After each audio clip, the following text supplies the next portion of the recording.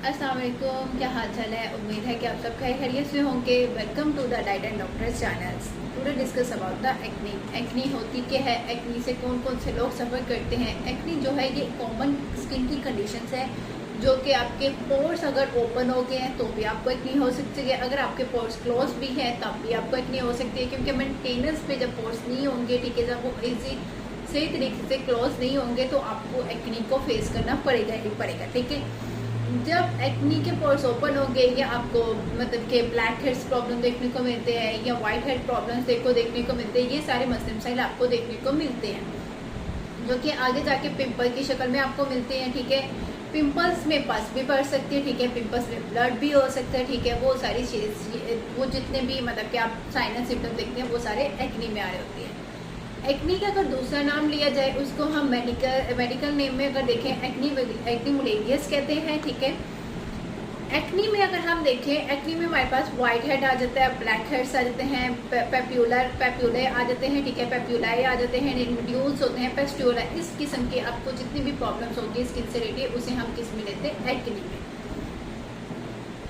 Types of acne की बात की जाए, टाइप्स ऑफ एक्नी में मतलब कि 7 टाइप्स ऑफ एक्नी होती है। आपने सबसे पहले फंगल एक्नी आ जाती है, सिस्टिक एक्नी आ जाती है, हार्मोनल एक्नी आ जाती है और न्यूडुलर एक्नी आ जाती है। फंगल एक्नी वो होती है जो कि आपके मतलब के चेहरे पर राउंड अबाउट होती है, हाईली ऑयल सिक्रीशन की वजह से आपको फंगल एक्नी हो रही होती है, ठीक है।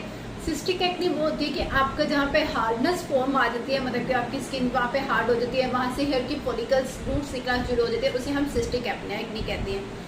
हार्मोनल एक्नी वो होती है अगर आपके हार्मोन्स डिस्टर्ब हो चुके हैं आपकी बॉडी में, ठीक है, पीसीओएस का प्रॉब्लम्स आ रहा है, कोई हार्मोन्स डिस्टर्ब, एक हार्मोन्स भी डिस्टर्ब हो रहा है तो आपको एक्नी देखने को मिलेगी, उसे हम कहते हैं हार्मोनल एक्नी।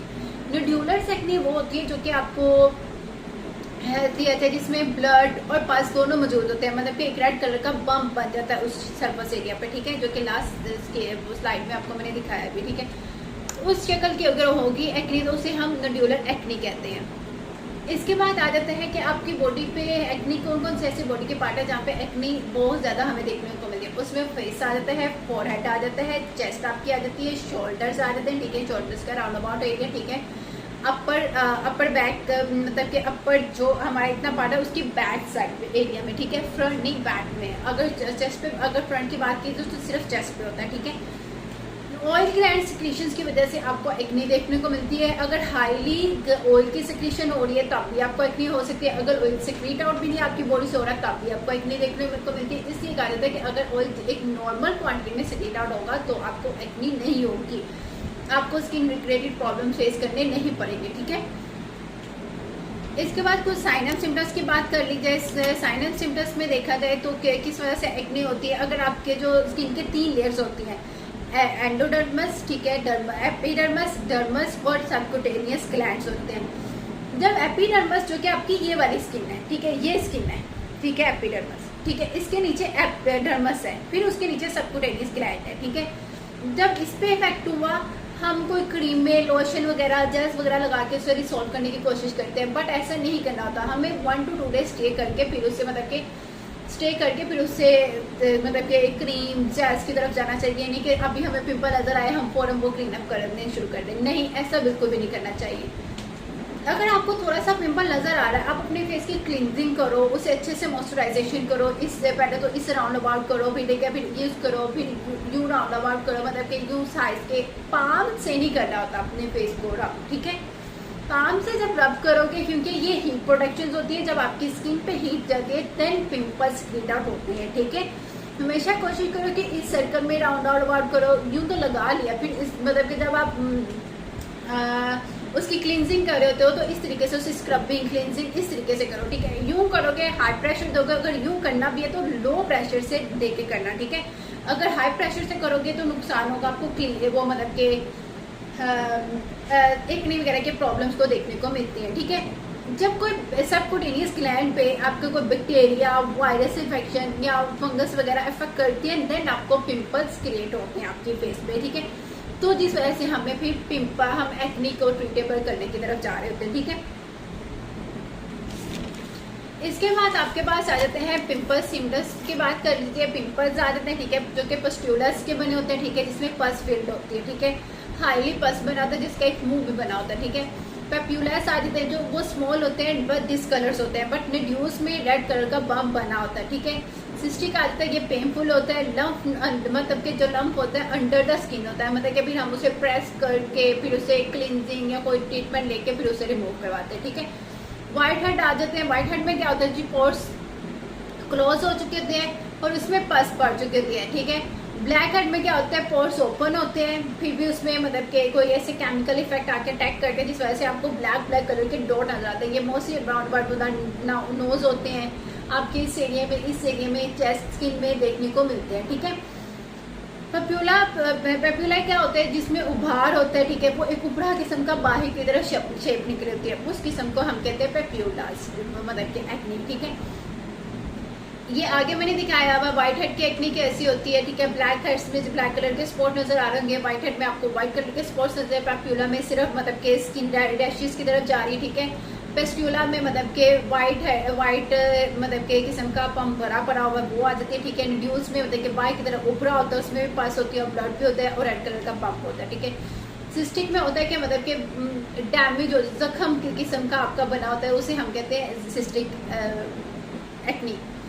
कॉजेज की बात की जाए तो ये हो किस वजह से होता है, कॉजेज में एक्सेसिव ऑयल प्रोडक्शन आ जाती है। एक्सेसिव ऑयल प्रोडक्शन में क्या होता है कि अगर सीबम का लेवल हाई हो जाता है जिस वजह से आपको एक्सेसिव ऑयल प्रोडक्शन होती है।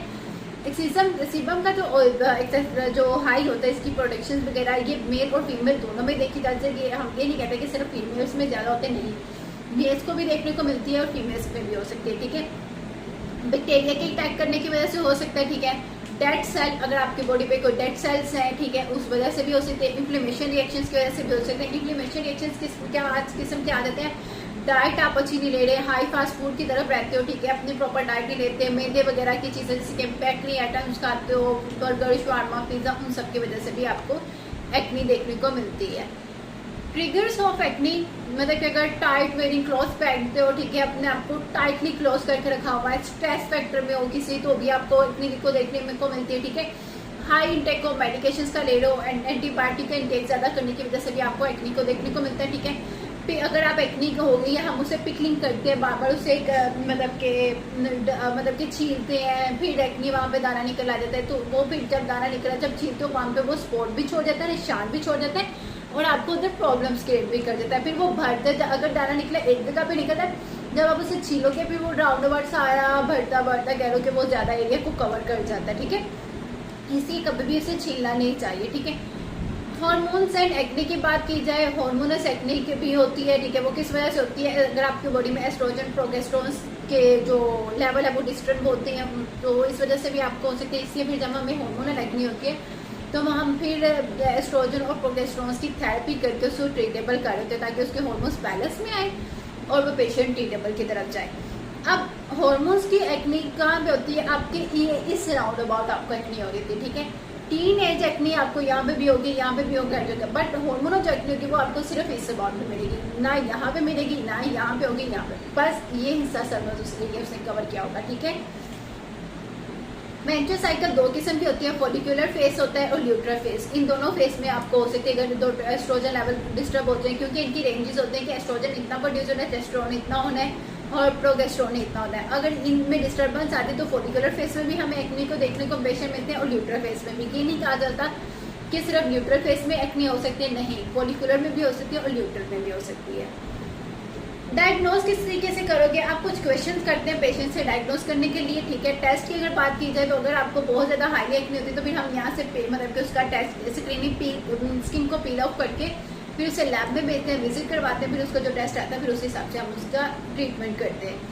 अपने पेशेंट से पूछता होता है डायग्नोज करने के लिए कि आपको कोई स्ट्रेस फैक्टर तो नहीं है, आप स्ट्रेस फील तो नहीं कर रहे, आपकी फैमिली में बैकग्राउंड में तो नहीं हिस्ट्री है, जैसे कि मदर्स को हिस्ट्री हो, बहनों को एक्ने वगैरह का प्रॉब्लम हो, मेंस्ट्रुअल साइकिल, ठीक है, कोई पीरियड्स का प्रॉब्लम वगैरह तो नहीं आपको आ रहा है, ये सब चीज़ें हमने पूछ ली होती है, क्योंकि मोस्टली फीमेल्स में देखा जाता है पीरियड डिस्टर्ब होने की वजह से उन्हें एक्ने फेस करनी पड़ती है, ठीक है। करंटली मेडिकेशन कोई ऐसी तो नहीं ले रहा जिस वजह से उसे एक्नी हो रही है, हाई डोज तो नहीं मेडिसिन की ले रहा जिस वजह से उसे एक्नी होनी पड़ेगी, सिचुएशन हमें करने पड़ते हैं। House fair acne get acne 4 किस्म की होती है। एक माइल्ड में आ जाती है, फिर मॉडरेट स्टेट में आती है, उसके बाद मॉडरेटिव स्क्वेयर में चल जाती है, ठीक है, अगर उसे ट्रीट नहीं करोगे, फिर मॉडरेटिव नोड्यूलोसिस्टिक फॉर्म में चल जाती है।